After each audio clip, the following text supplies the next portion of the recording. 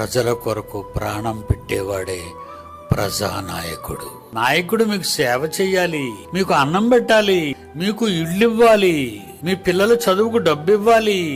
క్రైస్తవుడు కదండి జగన్. ఎలాగైనా జగను క్రైస్తవుడు. ఏ గుణాలు ఆ పిల్లాడిలో వచ్చాయి, ఇవే గుణాలు. వాళ్ళ నాయనమ్మండి చాలా భక్తిపరురాలు. ఇంకా వాళ్ళ అమ్మని మీరు చూస్తుంటారు, బైబిల్ పట్టుకొని వేదికలో ఎక్కుతుంటది. జగన్ వాళ్ళ అమ్మగారు క్రైస్తవ కుటుంబం గనక క్రీస్తు గుర్తు వచ్చేస్తాడు వాళ్ళకి. అందుకే నిజంగా చెప్పండి, ప్రపంచ దేశాలలో రాష్ట్రాలలో ఎక్కడా జరగని ప్రజాసేవా కార్యక్రమాలు ఒక్క ఆంధ్ర రాష్ట్రంలో మాత్రమే జరుగుతున్నాయి. ఎందుకంటే అతను క్రైస్తవుడు గనుక. నా సలహా, ఒక క్రైస్తవ పండితునిగా మీరెవ్వరికి ఓట్లు వేయకండి.